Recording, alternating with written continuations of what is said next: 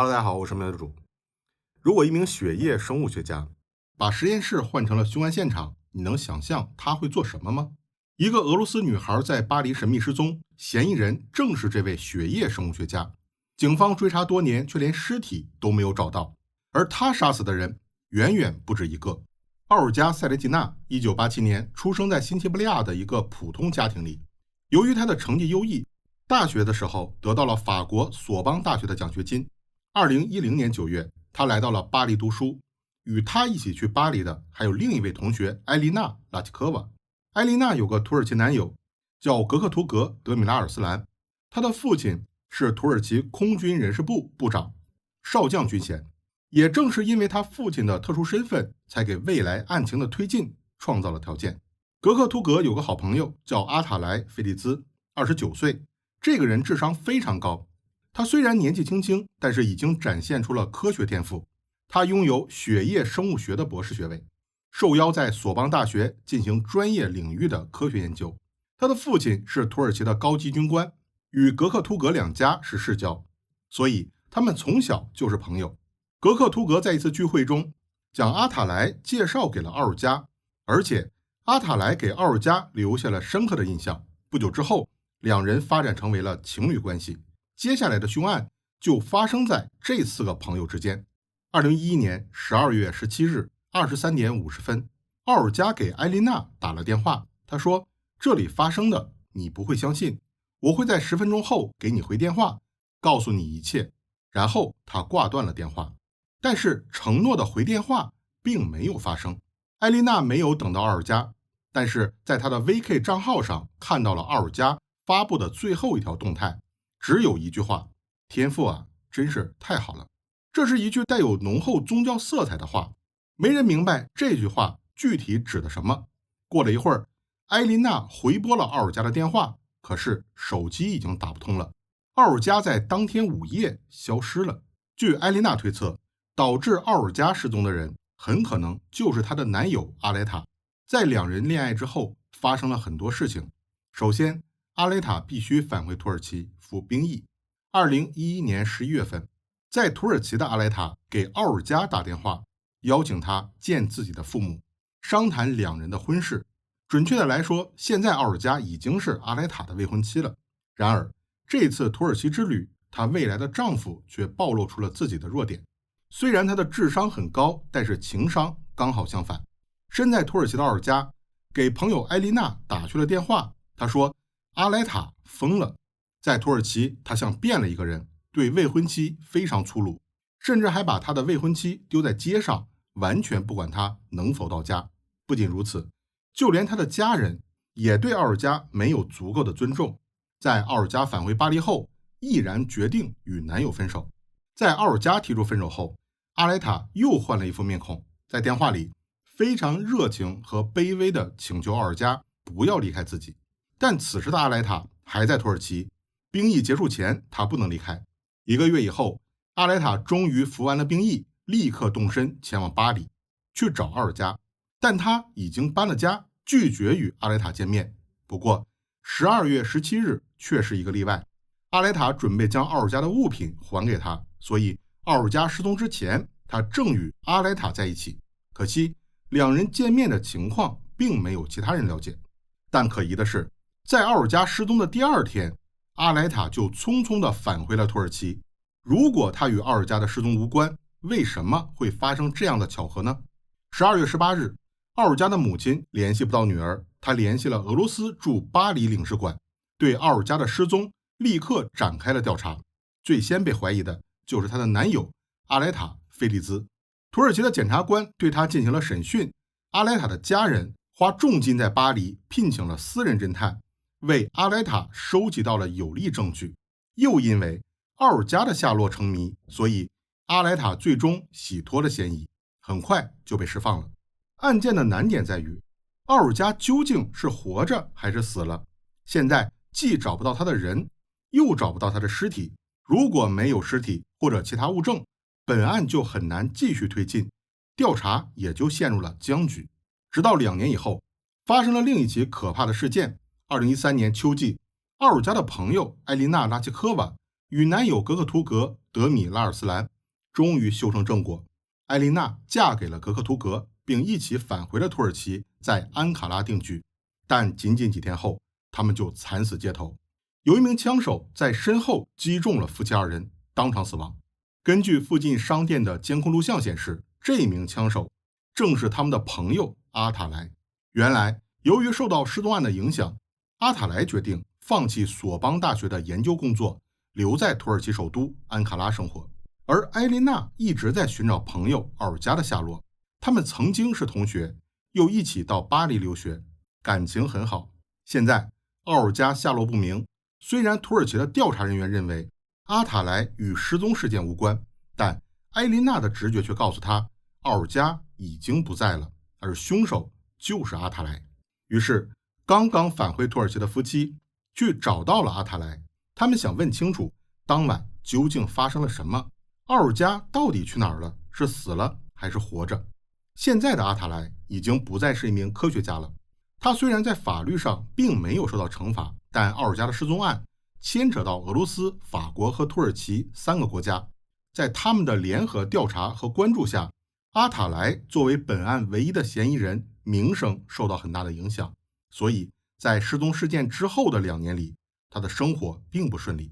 当埃琳娜和格尔图格出现在他面前的时候，他愤怒地拔出了枪，连续射击了7次，根本没有给好朋友留下任何活命的机会。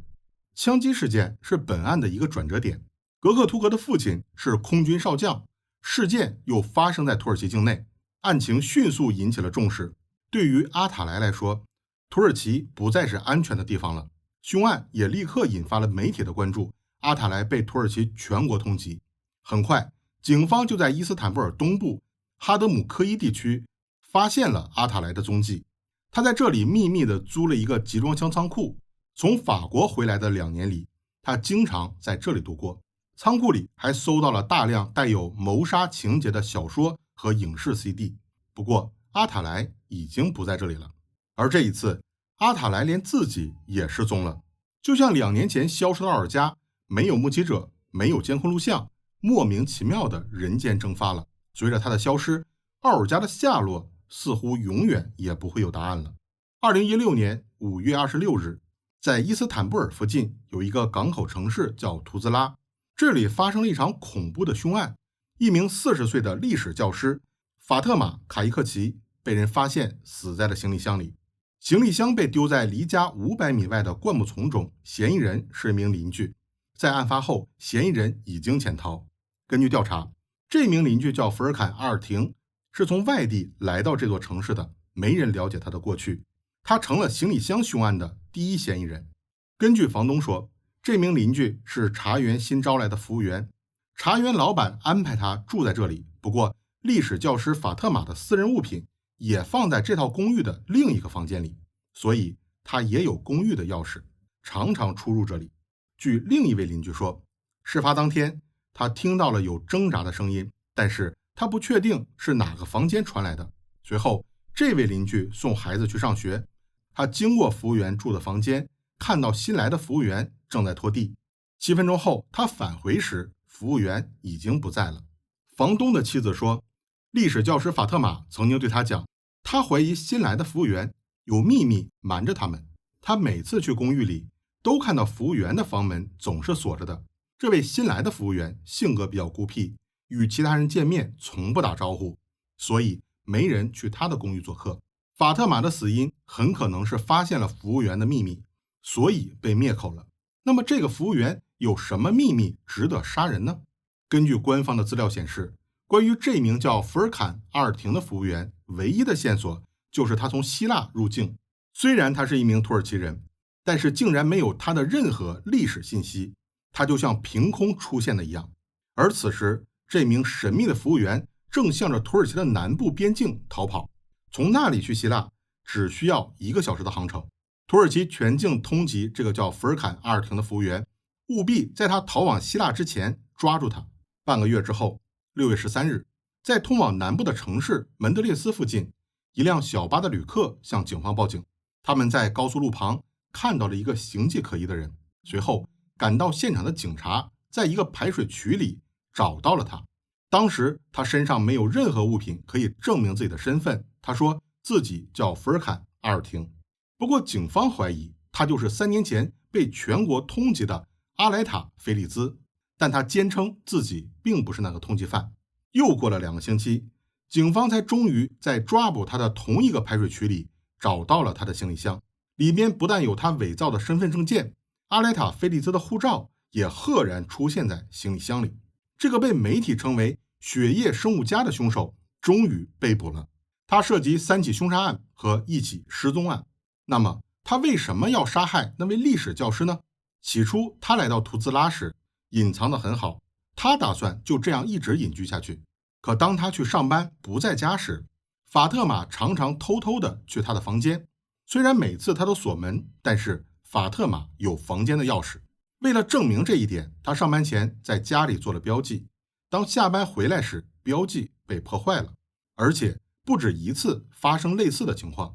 这引起了阿莱塔的紧张，他怀疑法特玛翻动了他的私人物品，那里边藏着不同身份的护照。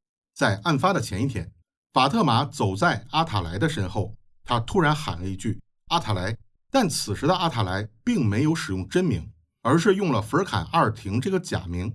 阿塔莱的心里确认了法特玛不但偷偷进入了他的房间，还翻看了他的护照。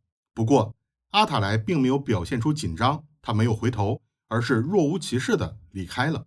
第二天，阿塔莱没有去上班，他担心自己的身份已经暴露，准备逃离这里。不料法特玛以为他并不在家，于是又一次来到了他住的公寓。法特玛打开门，看到了阿塔莱还在家里，他说了一句早安，然后转身就要离开。阿塔莱本就怨恨法特玛，于是把他拉了进来，用匕首刺死了，装在了行李箱里。那么阿塔莱是怎么变成福尔坎的呢？他失踪的3年里发生了什么呢？3年前他被全国通缉，当时正有大批的难民涌向欧洲，阿莱塔混在难民里，跨过了边境线，辗转到了希腊。他在希腊购买了新的身份福尔坎，躲在希腊生活了3年。对于世界来说，阿塔莱已经失踪了，对于他的搜索也逐渐停止了。于是阿塔莱用新的身份回到了土耳其，他想在熟悉的地方开始新的生活。可惜这都是他的一厢情愿，很快就被法特玛发现了。这一次他还想逃回希腊，他从伊斯坦布尔东部出发，沿马尔马拉海一路向南，最终抵达爱琴海沿岸的伊兹密尔省，在厄兹戴雷的墓地里躲了10天。这一次他没有遇到难民，沿海也都加强了管理，没有找到去希腊的船只。最终他放弃了，对自己的生活感到了厌倦，于是准备返回门德列斯，找一家旅馆好好休息一下。可还没有走到市区，就在高速路上被捕了。